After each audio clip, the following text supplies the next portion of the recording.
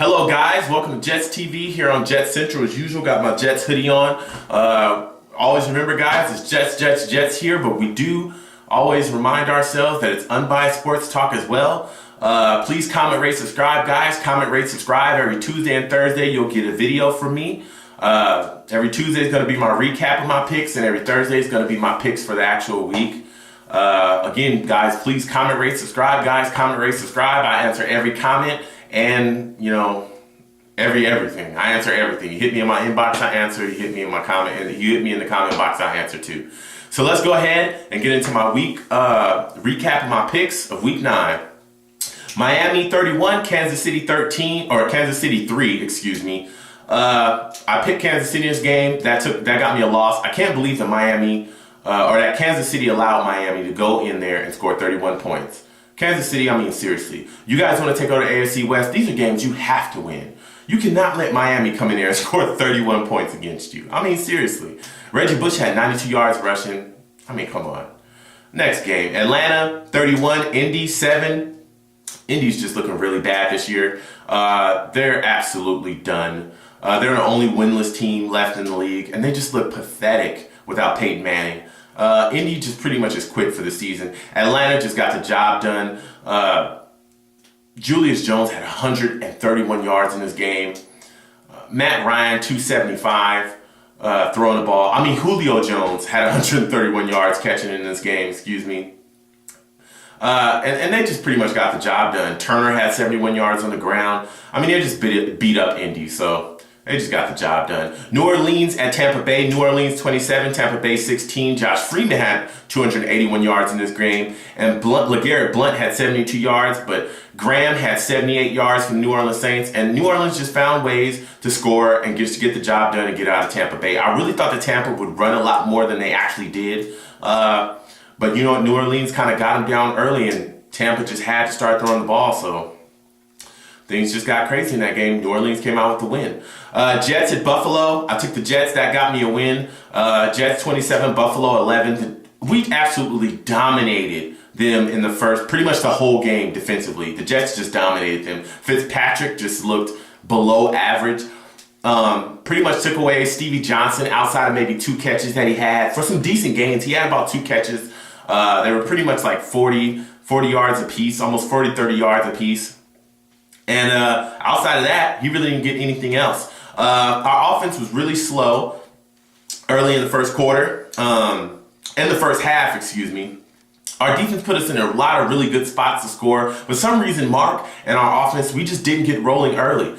We had about a 9-minute drive early in the game that ended up pretty much with Mark throwing an interception in the red zone, which really hurt.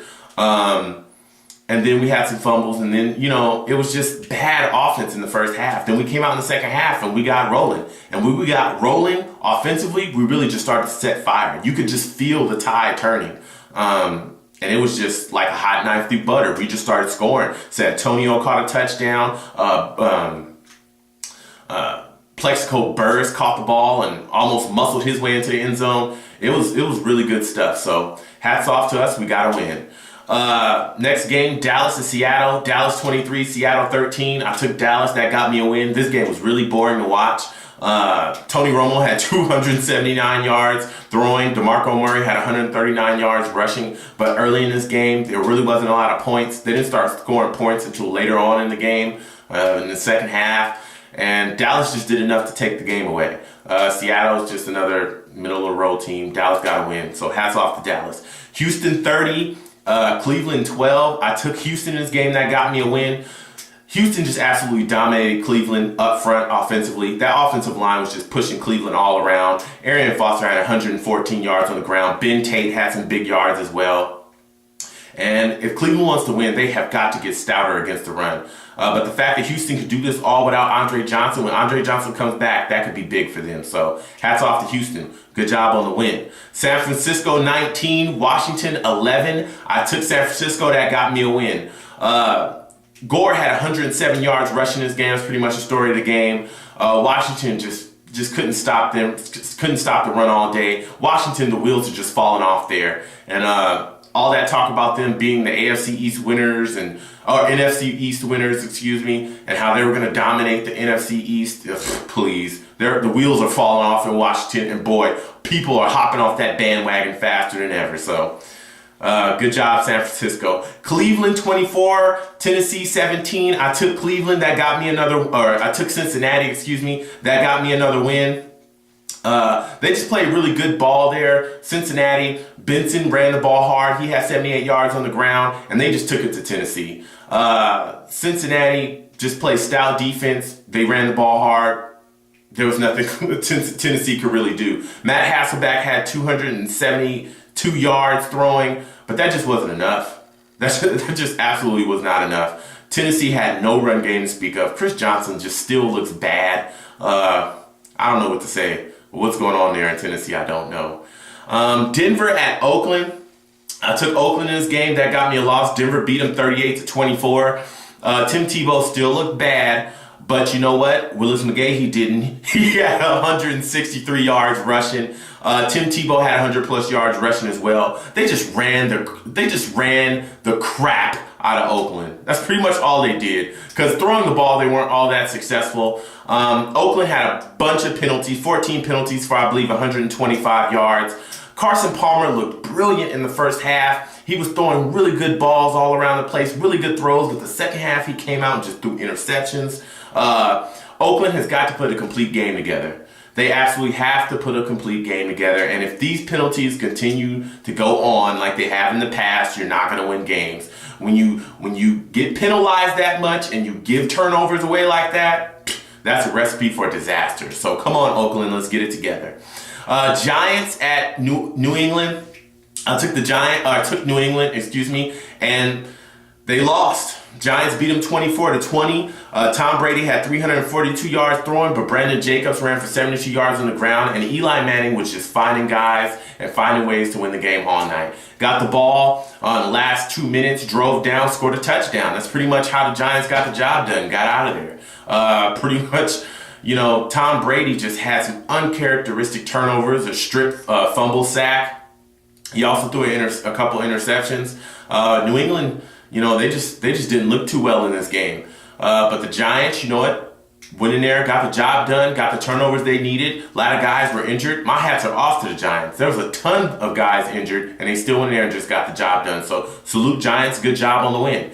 Arizona 19, St. Louis 13. I took Arizona. That got me a win. The only good play I can talk about from this entire game, because the game sucked to watch, was the fact that in OT, St. Louis gets a 3-and-out. They punt the ball. The rookie cornerback for Arizona Cardinals, Peterson, catches the ball and runs it all the way back 99 yards for a touchdown. Boom, Arizona wins. That was the only play that I was like, yes. That was the only play that was so exciting in this game, because this game sucked to watch. Next game, Green Bay 45, San Diego 38. I took Green Bay, and that got me a win. This game was a shootout. These guys are throwing balls all over the place. Phillip Rivers had 385 yards. He also had a couple crucial pick sixes. Those turnovers really hurt.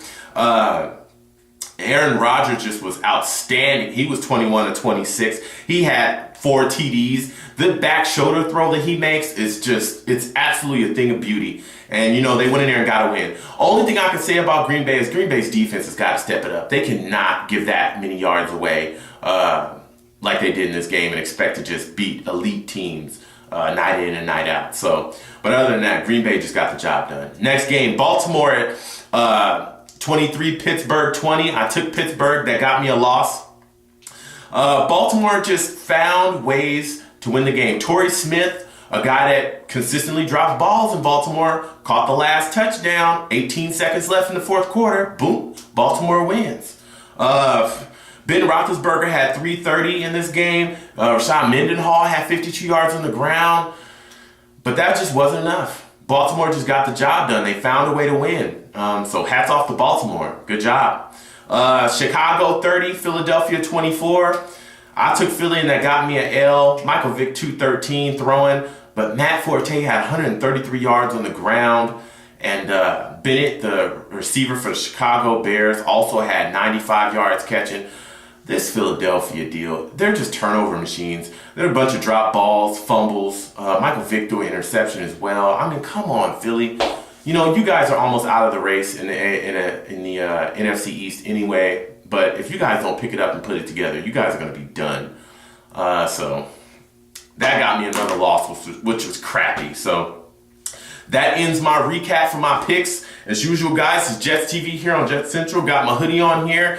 Please, guys, comment, rate, subscribe. Comment, rate, subscribe. Also, I'm still taking ideas. You can still send me topics for my other blog that I'm going to start. It's going to be called I'm Confused. Just send me things that confuse you. What are things that confuse you on a daily basis? Haters, liars, people that, you know, claim they have stuff, but they really don't have it. You know, I don't know. Send me topics, guys. Send me topics to talk about. But I'm signing off. I'm so upset that I lost this many games this week, but hey.